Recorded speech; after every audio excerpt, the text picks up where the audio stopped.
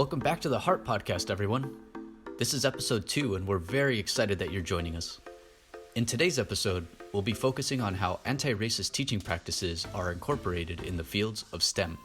We would like to begin by acknowledging that the land on which we gather is the territory of the Mohegan, Mashantucket Pequot, Eastern Pequot, Schaghticoke, Golden Hill Paugussett, and Nipmuc peoples, who have stewarded this land throughout the generations.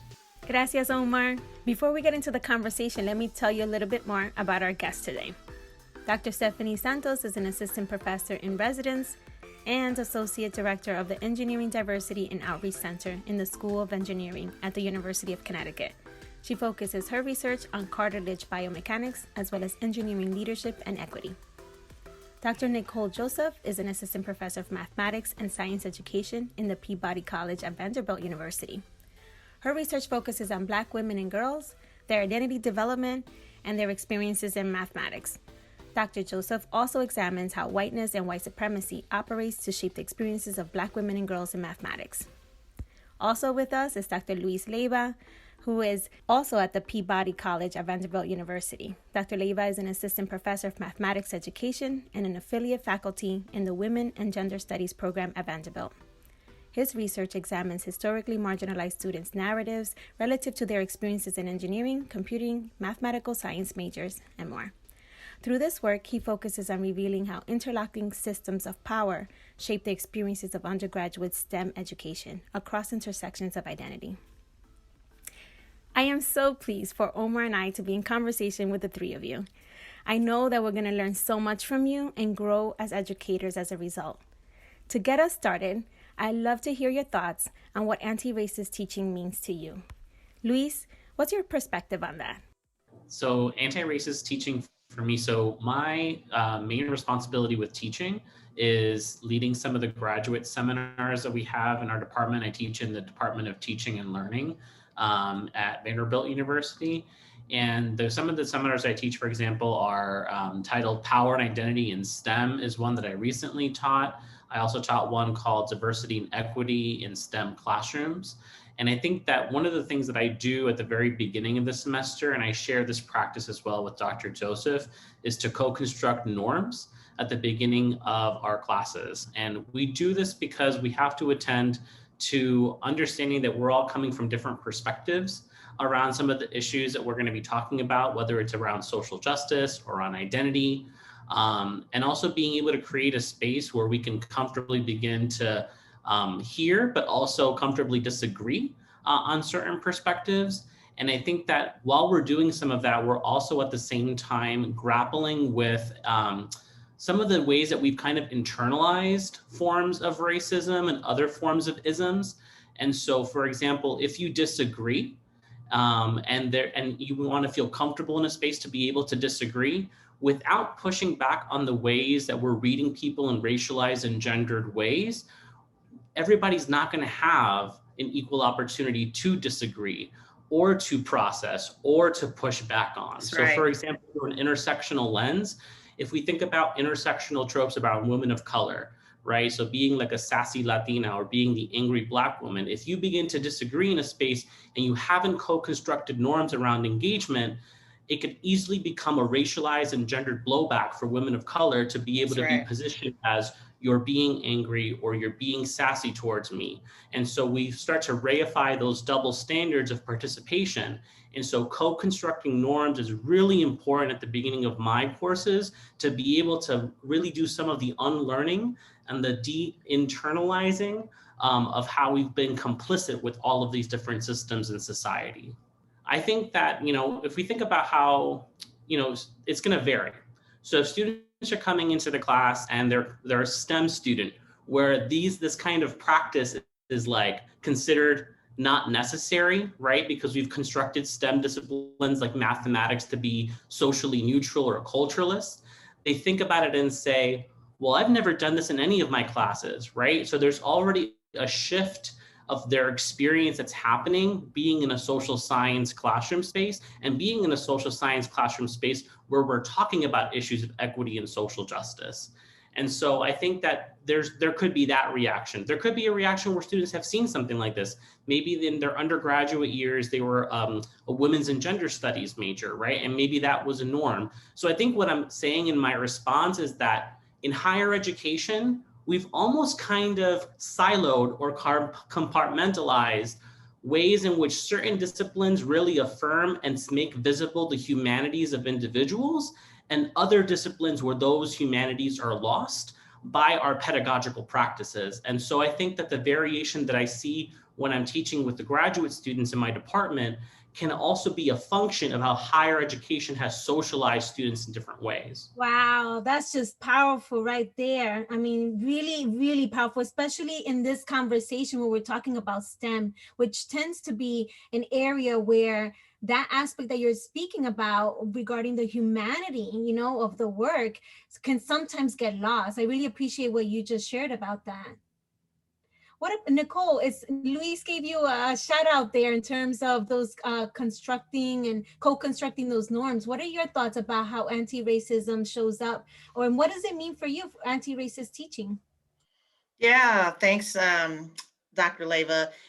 I agree about the norms. And I think that students who are rarely seen in classrooms, so racialized, gendered, minority students, they really appreciate that type of process because they get to participate and give voice to what is important to them as we begin to, engage in whatever the content is.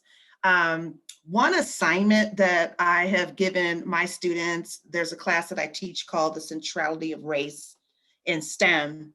And it definitely starts with like historical artifacts, looking at all the way back to pseudoscience, talking about, how this country was really based off of racism, right? And so how do we go all the way to the beginning to really help us understand what is happening actually in 2021, right? But one of the assignments they have to do is sort of an autobiography of like their own lived experiences. And that assignment is super powerful because I tell people to go all the way back to when you were like in kindergarten. Try to remember, who did you go to school with? Who were your friends?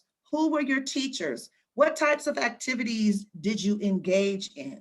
And so what happens is they have to deconstruct that and do an analysis around that. And of course, I give them questions. The first question is, how do you know that you are, and you can fill in any social identity. So how do you know that you are white? How do you know that you are lesbian? How do you know that you are transgender? How do you know these things? And then students actually come to really like their own sort of aha moments rather than me having to like point out that, certain perspectives are what I would call raggedy, right? So I've had white students say to me, no wonder I have thought negatively about, let's just say Black males, because I grew up around white people with wealth. Everybody else had wealth. They were all white. I went to private institutions. What I saw on the news is basically what I knew. And I didn't begin to deconstruct or understand any of this until I got to college, right? So that's a powerful assignment that does a lot of the work for me, right? And students are taking ownership of that because they're, I'm making it an intellectual exercise. Like they're doing all of the interrogating and the analysis, and they see, maybe perhaps why they have certain perspectives. And that is key, because once they understand that they hold assumptions and biases and all these kinds of things, if they want to do the work, they'll do it, and they'll begin sort of this journey of trying to learn how to be, not just anti-racist, but, thinking about other intersections as well. Right. In terms of taking an equity approach in STEM and in math in particular. I'm curious about, I have to ask you two things. It sounds like a really powerful assignment. And I'm wondering if, Nicole, you could speak to how you connect it, like after students have engaged in that type of assignment, how do you work to connect it to the subject matter of STEM, to the subject matter of math education? Like, what does that look like? Either through that assignment or subsequent work that you do with the students. And secondly, you said something really powerful at the end, which was, okay, so if students want to dig in, they have like that foundation to do so. What do you do with the ones who do the assignment and don't want to dig in? Then I tell them that education is not the place for you. Whether you are training, so these are graduate students, PhD students, and master's students generally. And most of the people in our PhD program are training for the professorate. So we talk about, what does it mean to integrate the personal and the political when it comes to your research? And we talk about how it's not a good thing. And it's definitely not tied to an agenda of liberation when your research is over there, you're getting grants, you're winning money off of the backs of Black and brown children or students. And yet your life, the way you live it is, polar opposite. You don't have any Black friends. You don't engage in communities of color. You're not connected to other scholars of color, where you are trying to be in discourse to keep yourselves, checks and balances. So that's like one thing. But the other thing is that I just did a workshop at the Racial Justice with Dr. Rich Milner, where I talk about what I often call pre-work. I don't think anybody can do anti-racist education until they have done the pre-work. I don't think scholars and just regular folks can do anti-racist teaching and education in an authentic, deep, and transformative way until you yourself have engaged in the interrogation, right? So teachers, and I don't know if you guys do there, but if you guys have a teacher education program, but we also have a teacher ed program at Vanderbilt. And so it's like, they want strategies. They want things that they can do Monday. And I get it because I was a K-12 teacher and a math coach. So I get that, but this is lifelong work. Anti-racism and learning how to do that intersectionally is going to take you the rest of your life. And you've got to be willing to engage yourself through, these types of projects, these types of intersectional anti-racist projects before you can really understand. And so that's how I use that assignment. Like, they have to understand who they are first, right? And once you understand who you are, your role, your privilege, then you can begin to sort of chip at what is your space of influence as a researcher, a higher ed researcher, or as a higher ed, scholar, as a community activist. Like, you can be more targeted, right? Because you've done this work and now you're trying to see, where can I begin? Because as you all know, it's overwhelming. 2020, overwhelming, right? So I think you have to choose little pieces so that you can stay excited and encouraged, to continue to do the work. Thank you for that. And I want definitely to hear from Stephany, but I want to plant the seed for maybe somewhere in the conversation it could show up. But what you just said, actually, there is definitely the pre-work interrogation that needs to happen in anti-racist scholarship, teaching, service, whatever it might be, in the overall work or paradigm of work. And then, like you said, then identify the sphere of influence that you might have and begin to chip away. So I love that you said that. And yet I want to, at some point in this conversation, explore as a community here today, how do people, what your advice would be? Maybe we go there. What's your advice? Because there's a spectrum of involvement where there's people who feel like, well, I need to learn more before I could go. Like, I can't do this work yet. And so they're on this bench for a really long time. Like, that bench is super warm and they're still sitting there. Yet they have to start there, but when to get off the bench and when to get in the court, right? And at the same time, we have other people who do one workshop and then they're off, to the races, and it doesn't feel responsible. So I would love to hear your thoughts about what you share with your students about how to balance the learning and the interrogation and the self-work with the action and the responsibility of responsible action. I would love to hear that. Yeah, so I'm gonna just turn it over, Stephany. I would love to hear your thoughts on what does anti-racist teaching mean to you, and what does it look like in your classroom? So much yes to what Luis and Nicole were saying. Like, I truly appreciate and agree with so much of what they were saying, to the point that I have minor neck pain from nodding and so much affirmation, because it was really so incredible. Now, back to your question about what does anti-racist teaching mean, one of the ways that I like to look at this is from the lens of, okay, well, what does racist teaching mean? And to me, it can mean a lot of different things, right? But it includes promoting and allowing oppression and imbalances of power, particularly and especially to Nicole's point, right? Like, one, myself as an educator, like, truly, you have to start with you first, right? Number two is, what's the content and the messaging that I choose and I include? And number three is, what are the physical, virtual, and the perceived environments, which includes the spaces that I create. And we talked about in student interaction and their discourse and the knowledge creation. So I'm thinking about, all right, that's where racist teaching can lie. So to flip that, like thinking about anti-racist teaching, that means I need to be active and intentional, and really thinking about it in even a metacognitive way against that racist teaching. So you need to, as you said, look at yourself and make sure that you assess your privileges and the oppressions that you had. So that autobiography thing that you mentioned, yes, so true. And you got to start by giving yourself that assignment first, right? Before you give it to anybody else.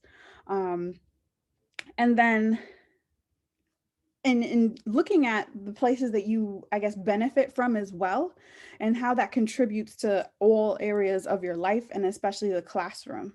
And I think about that in ways that when I present myself in a space, how do I even present myself to a student? Am I presenting myself as equal? Am I presenting myself as someone above? Am I even valuing other people's opinions? That really does matter in the context of the classroom. And I think particularly in higher ed, students come in with a perception of what a classroom should be. And what we said here is, it's our job to make sure that they unlearn that, particularly if it's been a toxic, oppressive, and racist system from where they came from, right? And to the point of, Oh, I'm yes. sorry. I was just gonna say, you really caught me on something there, which, I think is really interesting and insightful, which is that anti-racist teaching is not only about what you're for, right? So, I'm imagining for liberation, but it's also what you're against, which is then racist teaching. And we can name a few things, but in a way, racist teaching is the norm. It's like the way traditional teaching happens, for the most part, upholds and sustains white supremacy. So most of our teaching practices that we've probably been exposed to in the classroom is racist in nature, or has an underpinning of white supremacy. So then anti-racist teaching is asking yourself, how do I resist that? How do I do the opposite of that? Or not only that, how do I counter that? It sounds super like agentic. And so I'm just curious to hear about, do you share that with students? Any of you, Stephany? I'm curious about your thoughts, given that you've laid that out. Do any of you share this positioning, this philosophy, or this pedagogical framing with your students from the get? Like from the beginning of class, do they understand that this is going to be an anti-racist teaching course focused on STEM? And if so, how do your students respond to that? Stephany, what do you think? Yeah, absolutely. I think bringing in the person and the humanity. I think we've talked about this, but like bringing that in from the beginning is so important, because at least in my context, I teach what many would consider technical courses. And so when they come into this class and they see the syllabus, they're like, all right, I'm here to focus on the content that I'm learning. And what I say to them is, hold on, hold on, hold on. Before we get to that, let me tell you who I am. Let me tell you my truth. And let me tell you what I believe in, right? And so I have no reservations in sharing from them, in addition to my pronouns, of course. I share that, for example, I'm a daughter of immigrants from the Caribbean. I share that I identify as Afro-Latina. I break down as all of what these things mean and make sure that I'm embodying what I hope for them to do, which is to not only know what your identities are, share what they are, and then respect others when they come to you as their whole selves. Because if I try to show up as my whole self in a space, and if I expect my students to, then I need to set that from the beginning. And I think in the context, for example, this past semester, we were online. It was a fully asynchronous virtual class, right? So how do you even do that in that space? Well, one of the methods I tried was through the discussion board. And so I'm having people talk through, and I give them, to your point, Nicole, about the autobiography, we talk about what are your positionalities or experiences, like what do you come from culturally, what are your identities, and what are your points of privilege and oppression that you've had. And they put that on the discussion board. And then I told them you have to discuss and talk about it. And it was so interesting in looking at, in this case, first year undergraduate students talking about that for possibly the first time in their lives. And that was so, so powerful to see, because as they're engaging in that space, even behind the screen, you can see people over the course of the semester sharing more, talking more, and like learning more about themselves and others, and how wait, my experience is not the same as other people's. And it's beautiful to see in real time, but we have to make sure that when they see that, that they value, and that they don't, that they celebrate the differences and not necessarily shun or outcast folks, because that's not okay in the classroom. And we have to make sure that you set a tolerance for a zero tolerance for any sort of discrimination in that space and any sort of oppression. And that's where we start from the beginning. And so far, that feedback has been good in terms of just setting it from the jump, because it matters. That's incredible. Thank you, Stephany, for sharing that. Prior to starting my doctoral studies, I worked at a community college, and because it's a community serving institution, I worked with a lot of adults, and it's very difficult to change behaviors and thoughts and biases and stuff like that. So I just want to give a shout out to all of you for really bringing this into your classrooms and being vulnerable for your students. I think that's a beautiful way to teach and learn, is by bringing yourself to the classroom and kind of exposing who you are, what your objectives are, and what the objectives are for the class. Just a very clear, very, very optimistic as well. So just kudos to all of you for the amazing work that you're doing. So something that's— Omar, can I say really quickly Yeah. that I also think that it is a way to sort of separate, I think, the tare from the wheat. It's like, if you have people who are not interested in doing this type of work, I feel like it gives them an opportunity to be honest with themselves, which, if you can be honest with yourself and just say, this is not my agenda, I would respect you more than trying to do this work half-ass, or, in ways that continues to reify, these issues. So I just wanted to also say that. So something that's been congruent with all of you is that you focus on STEM and STEM education. So something I'm curious about is how you incorporate an intersectionality lens in your anti-racist teaching within STEM. As I throw that question out there, I specifically want to highlight and mention for Stephany, I think you're in a really interesting position because you recently graduated. You were recently a doctoral student, and now you're entering, this space, probably not for the first time teaching, but now in this kind of in this role. So I wonder if your doctoral studies, and even prior to your doctoral experience, helped shape the way that you incorporate intersectionality in your anti-racist teaching. So maybe could we start with Luis? Could you kick us off in this next question? Definitely. So I think part of, and this relates a little bit to some of the conversation that I shared before about norms, but I'm thinking about some of my research in calculus classrooms. And so recently I've been doing some work looking at racialized and gendered aspects of calculus instruction. And in a recent piece in Cognition and Instruction, we have a participant who self-identifies as a Latina, and she was talking about authority in the classroom. And so, when we think about calculus classroom spaces, traditionally there's a logic that the instructor holds all authority. And so when you have to ask questions in the classroom space, even though an instructor might invite questions, there's already a racialized and gendered labor that exists in a classroom that hasn't deconstructed who's able to take up space, who can ask questions. And particularly for this participant, she talks about gendered cultural forms of socialization, of growing up in a Latino household and remembering that you always respect authority.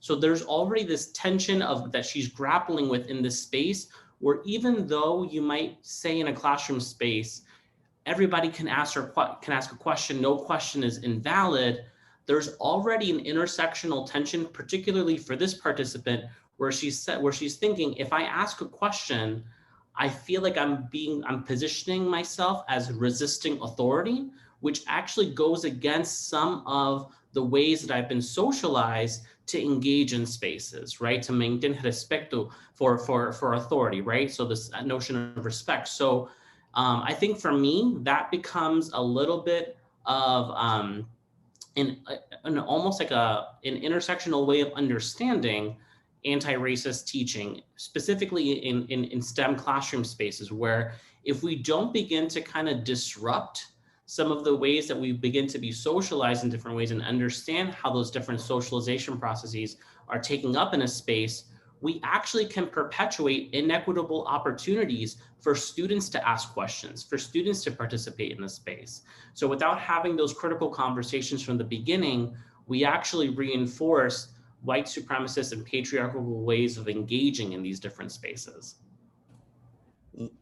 Luis, love your answer. And I'm curious to know in your research, it's something that you mentioned came to mind from a book that I recently read last semester called The Privileged Poor.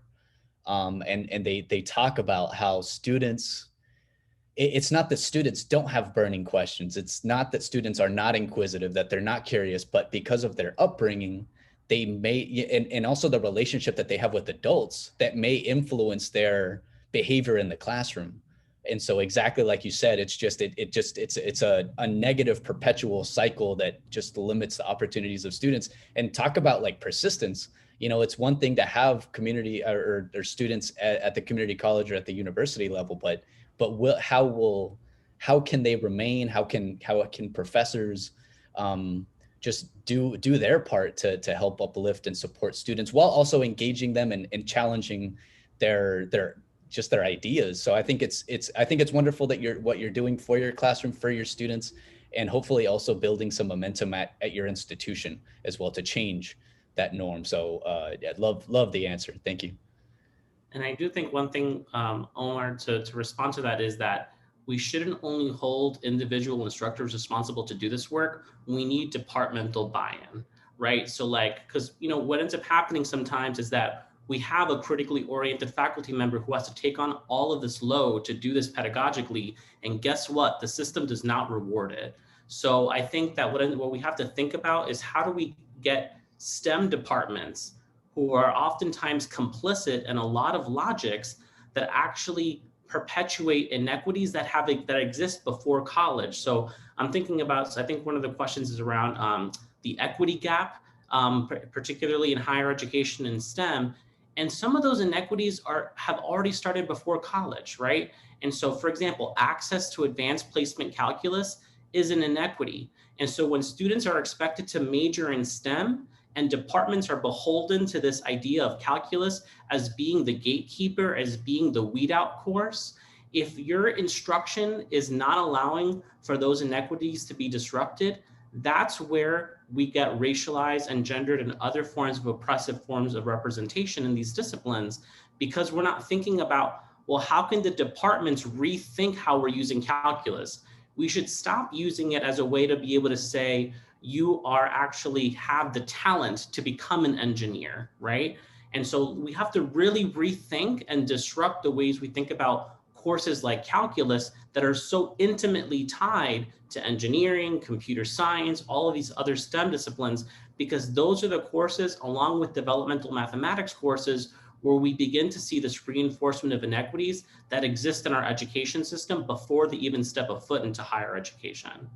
That's just speaking some really serious truth there, because those gateway classes, right? They weed out the students, not because they don't have the potential, but because we're not willing to change the way they're taught so that everyone's potential can thrive. So every student that walks in the classroom and says, I want to pursue a degree in engineering or in mathematics or in chemistry, whatever it might be, has the real possibility to do so, right? So we have to take the responsibility that their failure reflects the fact that we're not meeting them where they are.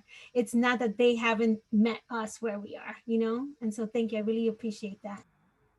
Yeah, and if I can jump in really quickly on that, I think that's so important. And I think right now it's an injustice to say that, for example, students who come in who may not have had a calculus class or whatever opportunity that they had, we need to acknowledge that slapping the label of like imposter syndrome on them is a disservice to them, and it hides the fact of what it really is, and that's oppression. So they come in and feel like they're inadequate, and the students come in and compare themselves to their peers, or are told by their teachers, oh, you should have learned this in high school, or you should have, or this is so simple. And that language is oppressive, and they internalize that, oh, this must be imposter syndrome. No, it's not your fault. That is the system, that is the educators, that is everything else failing them. It's not you, that is oppression. Yeah, I appreciate you identifying that. But when I worked at the community college, I worked on various STEM initiatives on campus, which made me very excited to meet with all of you today. You know, but it's fascinating because there's a whole spectrum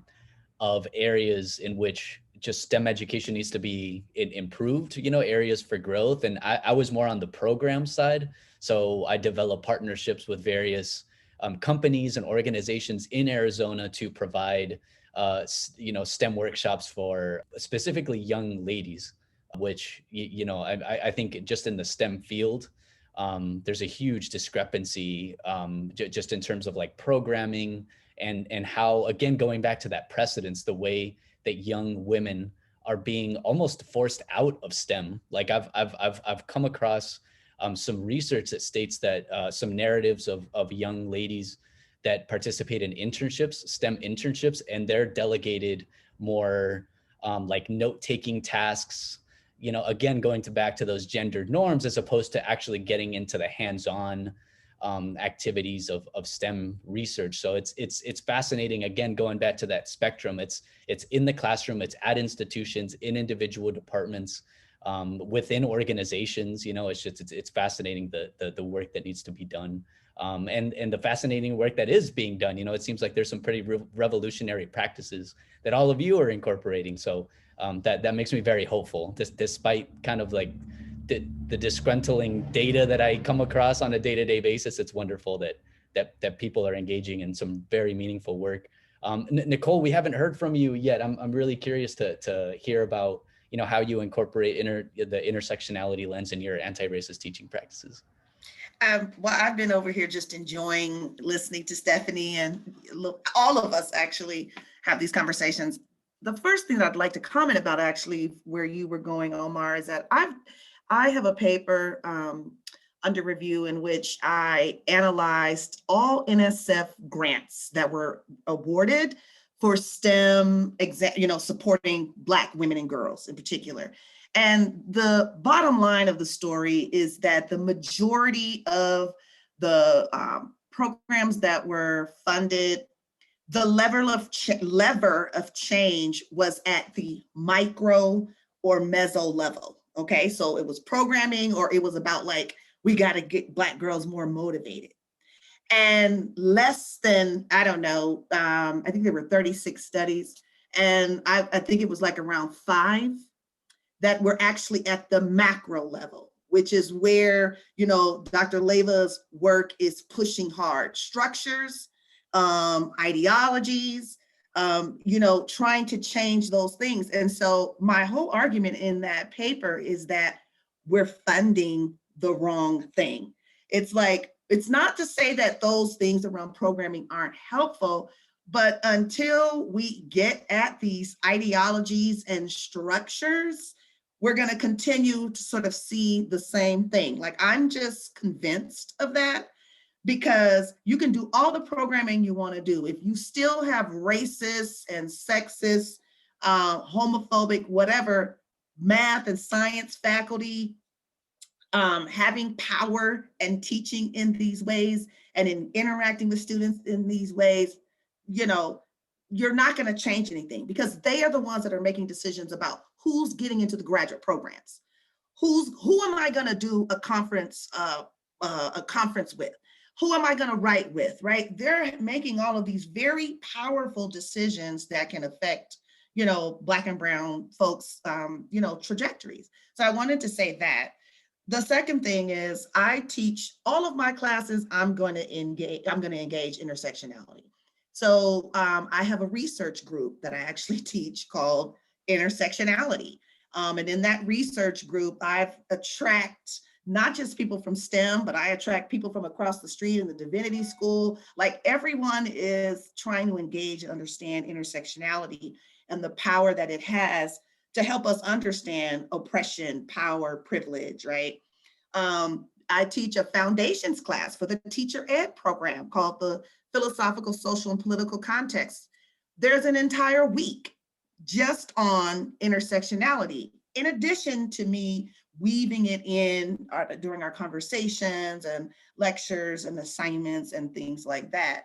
And then I have a class called Discourse in STEM Classrooms. So there again, I'm engaging students in trying to think intersectionally, right? In trying to understand, what does it mean to explain your mathematical thinking for, a Black girl, right?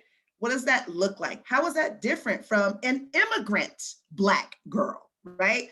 Who maybe has language, issues or situations coming to the table. So I incorporated, because I've learned, and I'm still learning, it's just the lens. You have to think intersectionally, because there's no monolithic Black, there's no monolithic Latinx student, right? And there's so many other ways that we can slice it through context as well as identities, right? And so, that's just the way that I do, and that's the way that I teach. And it doesn't even matter whether the class is STEM or not. That's just how I approach my teaching. I appreciate that, Nicole. And it make first to their first comment about we're funding the wrong thing. It reminded me, there's a recent article published with Jillian Ives actually on first generation college students. We did a systematic literature review. So it reminded me of the work you're saying that you have under review, looking at how first generation college students are conceptualized and how they're studied. And what does that tell us about what we know about first generations as academic learners?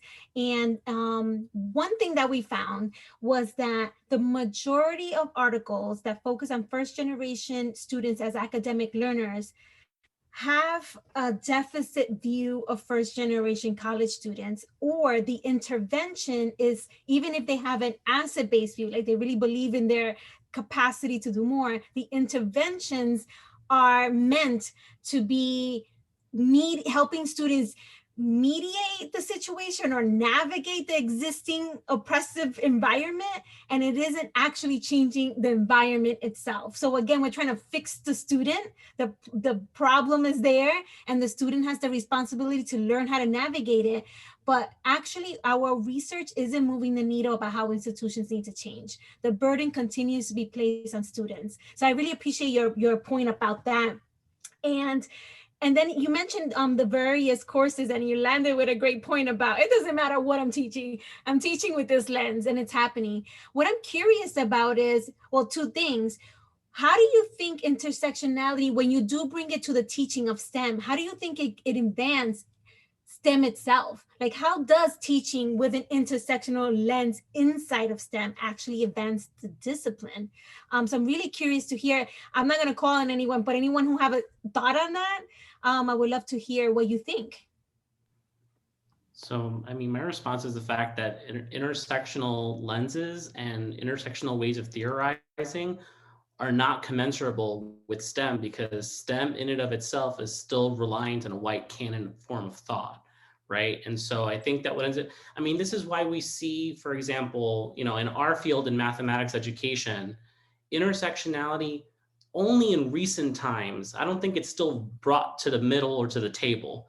I still really do think that we're still at the margins. But if you think about it historically in our field, we've made some progress, but that's a manifestation of the historicizing of our field that has been very much reliant on white ways of thinking about understanding children and understanding learners based on achievement. But over the years, we've begun to understand that it really is about power and it is about identity, which are really cornerstones to what intersectional theorizing is. But intersectional theorizing is not commensurable with the ways that we've traditionally understood mathematics, or more broadly, how we've understood STEM disciplines. So I think in us doing this work collectively as pedagogues, I think that for us, we are actually beginning to push back on the boundaries that are so violent in STEM disciplines that actually respond back to notions of standpoint theory and speaking our truths through intersectional theorizing that say that's not mathematical knowledge, that's not engineering knowledge, to the point that we have to begin to do this work to be able to say us bringing in Black and brown ways of knowing and understanding the world are actually forms of engineering, are actually forms of mathematics. So we have to do this work to be able to change the disciplines, because if we wait for the disciplines will not save us. You hit it on the nail. You reminded me of, I'm not sure if you have ever read the work of Roselle Gutierrez. Oh my gosh. Yeah, That's just cool. like yes, yeah, and we'll make sure to note all of these references and resources underneath the podcast, so our listeners can be able to tap into that knowledge. But yeah, she's a mentor of mine too, even though she doesn't know it. But through her work, she's one of my scholarly mentors. I just feel like we gotta name it. And it's just so powerful to imagine that, well, two things. One is that imagining all of the knowledge that's already in our communities of color around math and science, like that to me is so inspiring and beautiful. And in the other side, how sad that our field, I think, would have been even further, like STEM would have been even further had we harnessed and brought that type of indigenous ways of knowing, Black and brown ways of knowing into STEM. Like we win-win. But I really appreciate, Luis, what you're saying there. You made me think about her work. But one of the things that Omar and I are always talking about is how did you get to learn to teach in this way? How did you get here? And if you could speak to that and maybe share a piece of advice for someone else who's looking to improve their own teaching, who really wants to engage in anti-racist teaching, what advice might you offer them? I can jump in. So to answer the first question of how did I get here, and I think there's quite a few different things that I can think about and remember. But I know as an undergrad, myself and a couple other students were told you're not going to make it in engineering and you should switch your major. And I think those stories and those experiences really do need to be lifted and highlighted, because it's not okay to say that to someone and really try to change the trajectory of their life just because you perceive them to not belong in a space.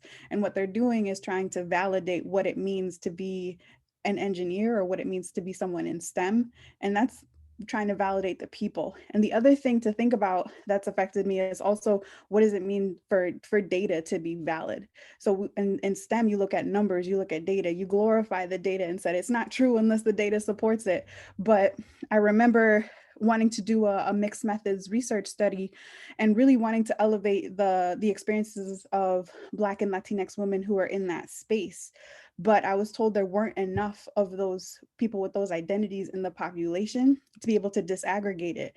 And so I was told that it was just going to be statistically insignificant, and that really hurt, because that means, okay, so am I then statistically insignificant in every space that I'm in? And that really framed what I do now, because that shows how important intersectionality is. Because if you don't value the people behind the numbers, then what are you doing? Right on. That is a title. That's the title of a paper, Stephany. We'll be looking for you to write that That's paper. right. I'm like, when is that coming out, Stephany? I also, when Luis and I were, kind of talking about these questions, definitely begin with the lived experience. So I'm writing my solo book project right now called Mathematizing Feminism.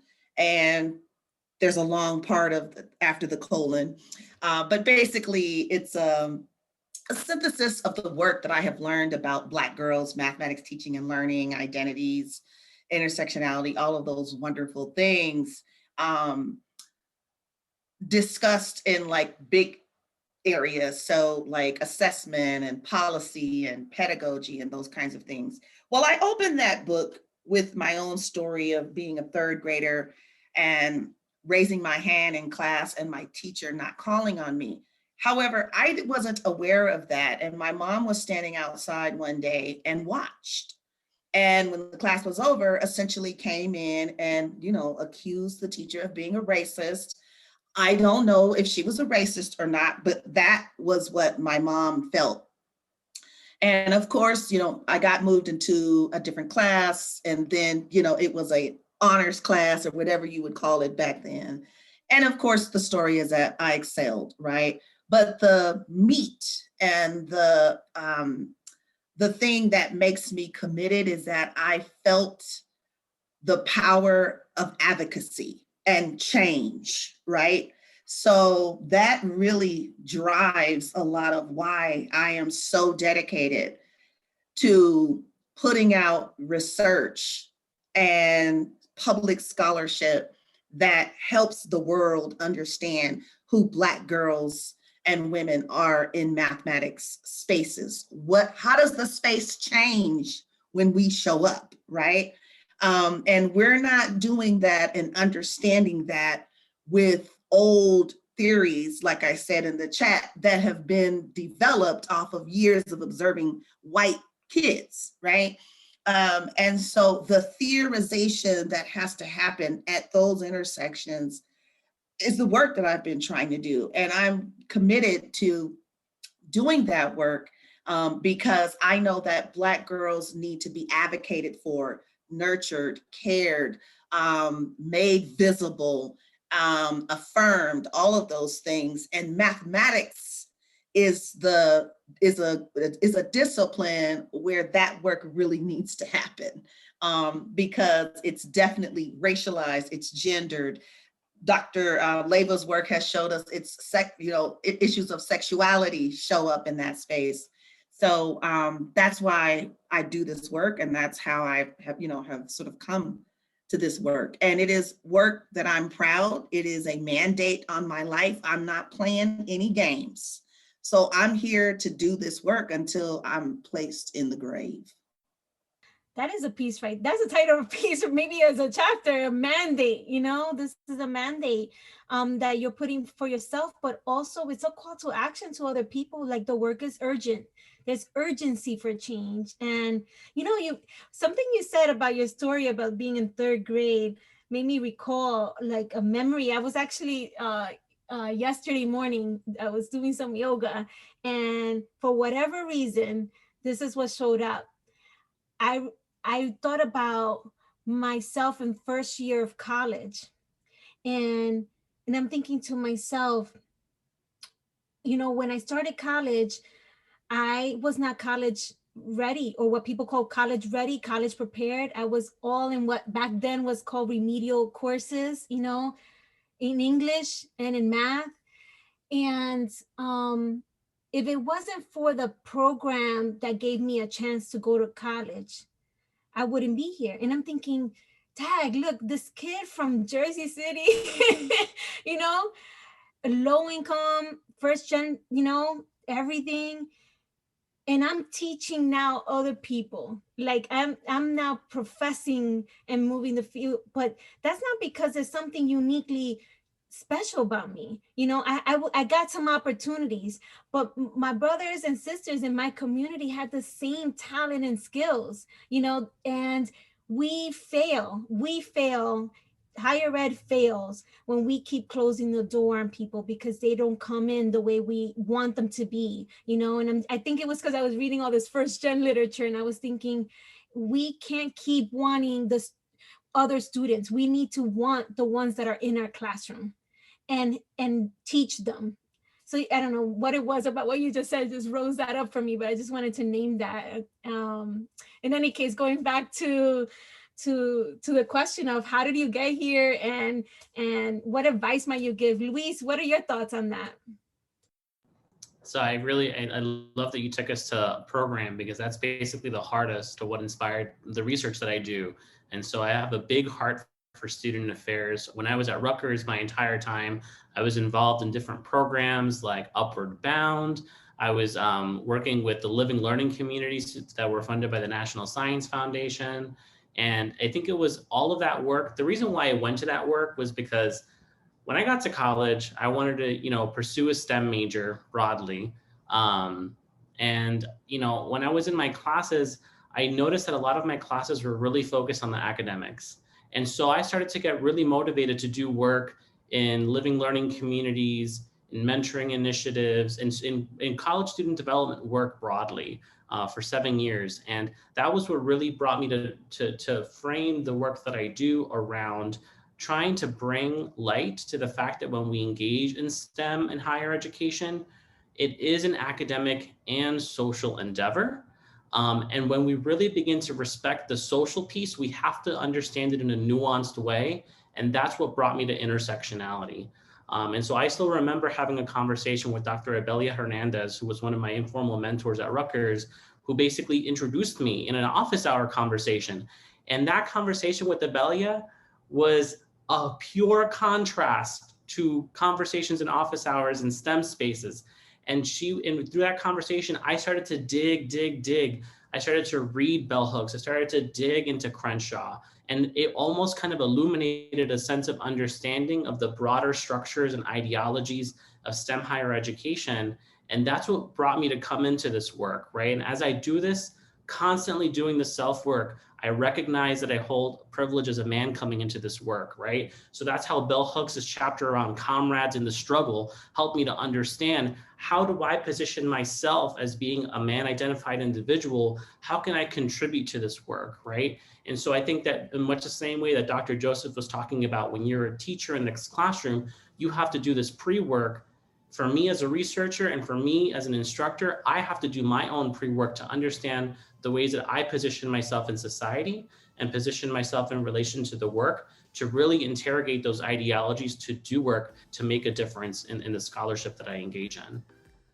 Yeah, no, just want to thank you, Dr. Santos, Dr. Joseph, Dr. Leyva, for your words of wisdom today, for your honesty, for just really sharing practical strategies, but also calling out the institutional responsibility that's required for us to really see change in the field, in order for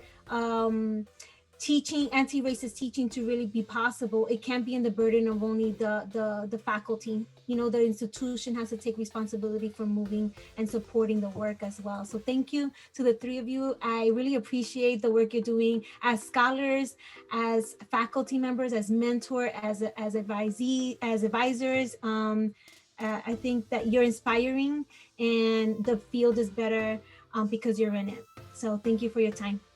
In our next episode, we will be speaking with Dr. Frank Tuitt from the University of Connecticut and Dr. Lori Patton Davis from Ohio State University, who will discuss critical race theory and intersectionality in anti-racist teaching. Be on the lookout for the episode, which will drop on Wednesday, March 10th. Before we close out, we want to express our appreciation to our guests Dr. Santos, Dr. Joseph, and Dr. Leyva, and also thank our colleagues at the Center for Excellence in Teaching and Learning at the University of Connecticut for all their support and assistance with this podcast, because it takes a village and it takes heart.